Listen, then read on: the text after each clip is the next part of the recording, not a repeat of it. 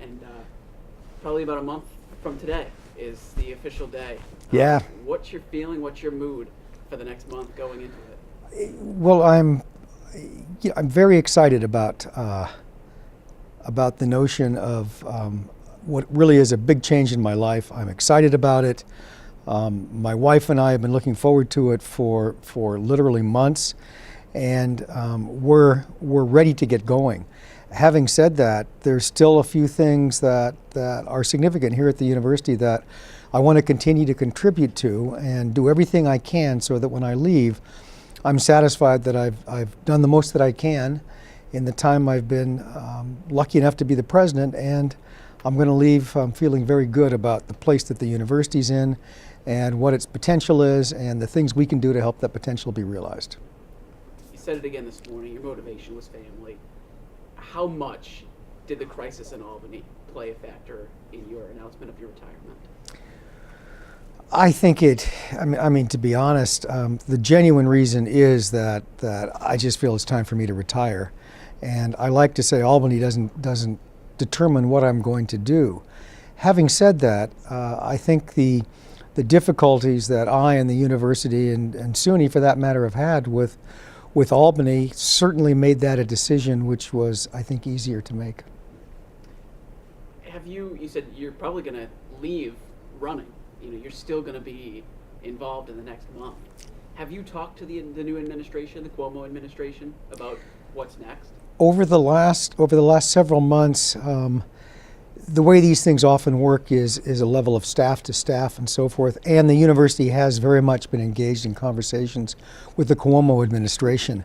I've had the pleasure on a couple of occasions of over the last half year meeting with and having discussions with Governor-elect Cuomo, and my sense is that he understands this university.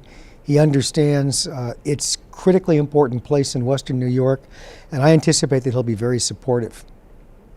Have you talked to a couple? You have some new legislators as well. You have Tim Kennedy. You have Mark Grisanti. Have you talked to those guys as well?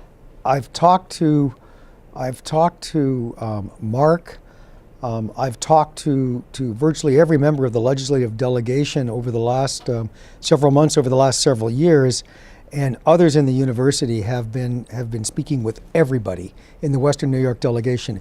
They remain every bit as committed and supportive of the university as they have been in the past, and so I look for that to continue to play a major role in getting done what we need done. It also contributes to my confidence that it will be done. When it's all said and done, when you leave, will you still be a part of this? Will you still help out going forward, or is you just leaving UB 2020 behind? I expect that I will continue to be engaged with various aspects of this university's functioning in any way that's helpful, and for as long as I'm able to be helpful to them. So while I'm retiring, I fully anticipate that I'm going to be a contributing member of the university community for a long, long time, and I look forward to that. UB 2020 has really been your child when you've been here. Is it realistic? Looking forward, a lot of people have called it now UB 2030. Can this get done? Well, I think there are a number of ways to answer that. One of which is, it's not my plan. It's a plan that was I think brought forward and embraced by the university community as a whole, especially the faculty, in defining the academic directions the university sees as its opportunities. But I think as well, now it's not only embraced by the university community, it's not just an academic plan, it is the region's plan. And so I think it transcends who happens to be sitting in this chair. And while I may have had a role in helping it get started and shaping what it looks like and in being the spokesperson, I think that there's a whole community here now that's supportive of it. There's tremendous momentum, and that will guarantee that it will go forward. And you were 6 years here. 7. 7? Yes. What sticks out the most? What's your most memorable? Oh, there are hundreds of things, John. Maybe if I were asked, as I am sometimes, what do you think the biggest accomplishment is? I think I might say something like this. It's It's the university and the community coming together and setting very high aspirations for themselves, being very ambitious.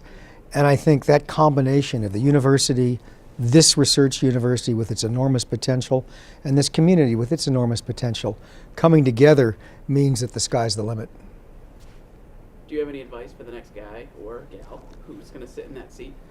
Oh, I suppose if I was asked, I'd have lots of advice. One of the things I'd tell them relates to what I just mentioned about continuing to foster, to nurture this combination, this strong combination of the university and the community, because it benefits the success of the university, so benefits the community, not just the university. And that's something that's worth spending some time on nurturing, supporting, and ensuring that it continues. How would you describe your 7 years here? You said this has become a family. The people of Buffalo have welcomed you. How would you describe those 7 years? Oh, I think it's been a pleasure. My wife Catherine and I have had a marvelous time. We got married here. We have many friends in the community who we will work hard to maintain, whether we live here or in Seattle or wherever we are. And I think our time here in Buffalo and my time as president of the university, with some very, very minor exceptions, which are simply part of the job, it's been just marvelous. And so we leave with really nothing but good, positive memories and feelings about Buffalo, about the university, and I think realistically about the future. Any regrets at all? No, I don't have any regrets. I think over the things that we're able to exert the lion's share of control, we've done extraordinarily well.